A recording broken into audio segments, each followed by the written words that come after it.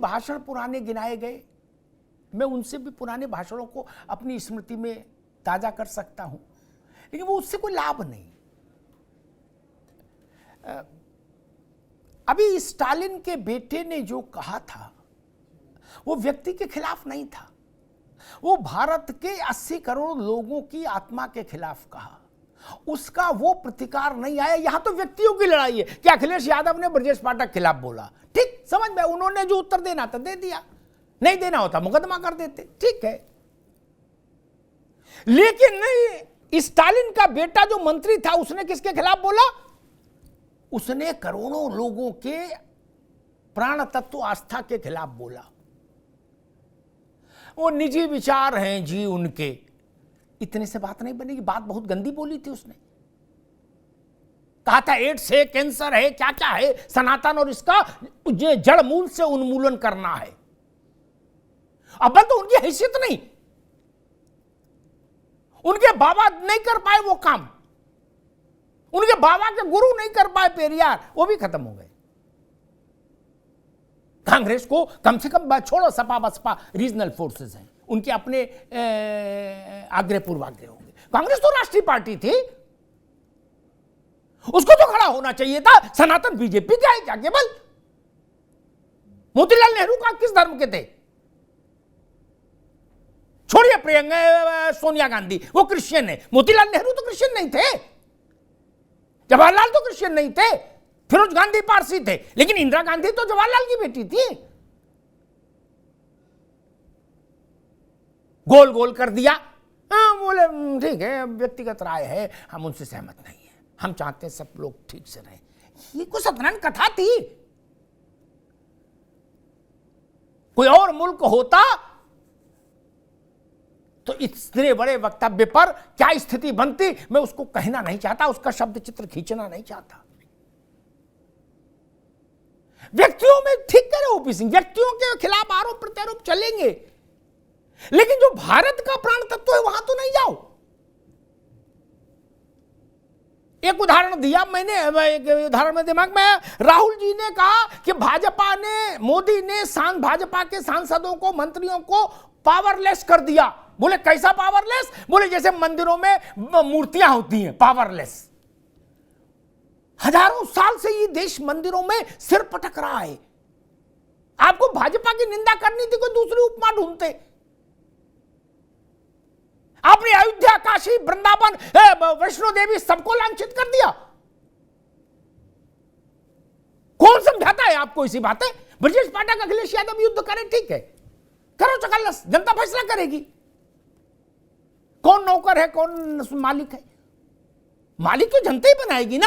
ऐसा तो नहीं कि जबरदस्ती अखिलेश जी बन जाए या जबरदस्ती भाजपा वाले बन जाएंगे मालिक, नहीं ना।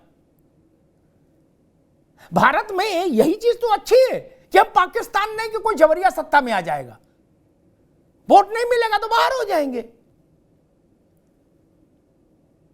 और हर आरोप जनता के बीच जाता है। अखिलेश जी ने कहा ब्रजेश पाठक नौकर है, यह आरोप जनता के बीच में जाएगा।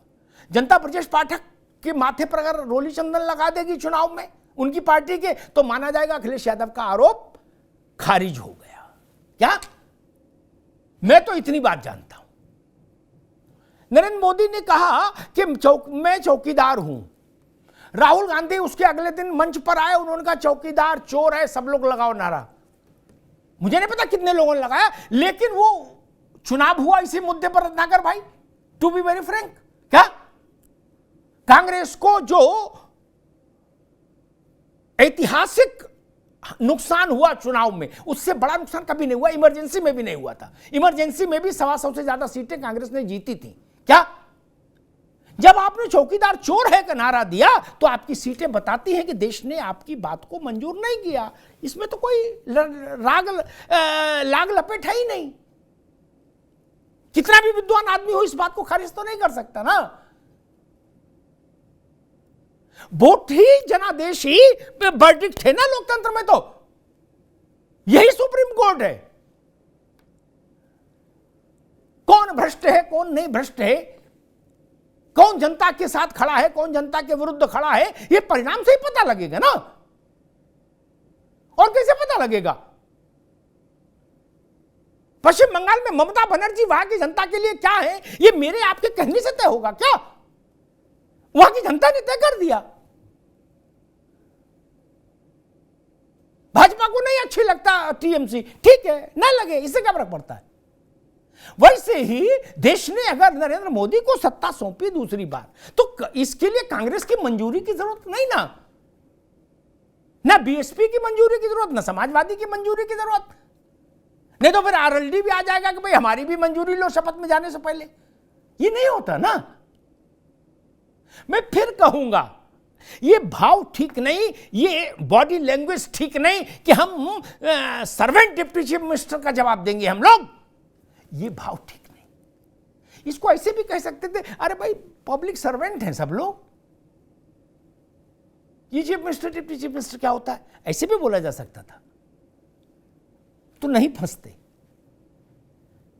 आप, फंसे इसीलिए आपने स्पष्टीकरण दिया, फिर वही बात कही जो मैं कह रहा हूं कि यार भाई मैंने तो कहा public servant, government servant.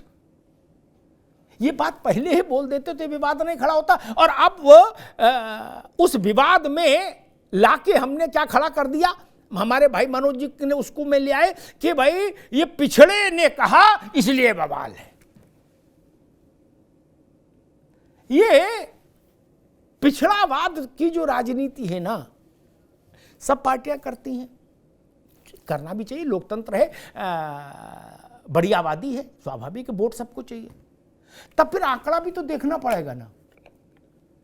Samajwadi party को भी आंकड़ा ध्यान रखना चाहिए कि देश में सर्वाधिक पिछड़े विधायक और सर्वाधिक पिछड़े वर्ग के सांसद भाजपा के पास हैं। रत्नाकर जी, जितने दल अपने को ये कहते कि हम पिछड़ों के चैंपियन हैं, इंक्लूडिंग कांग्रेस, उनको इस तथ्य को ध्यान रखना चाहिए ना। सर्वाधिक दलित, सर्वाधिक आदिवासी और सर्वाधिक ओबीसी संवर्ग के सांसद और विधायक भाजपा के टैली में हैं।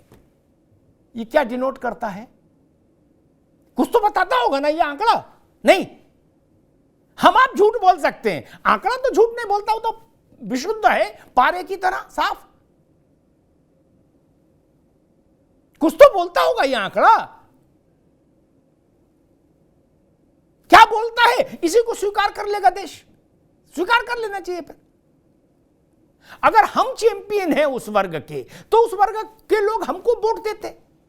अगर नहीं दिया, इसका मतलब उस आबादी ने हमको चैंपियन नहीं माना। अभी हमने खुद को खुद चैंपियन घोषित किया है। जनता माने तो ठीक। लड़के की बड़ाई कौन करे, लड़के की मौसी नहीं चलेगा। लड़की दूल्हे की बड़ाई लड़की की मौसी करे तो माना जाएगा कि दूल्हा अच्छा है। धन्यवाद।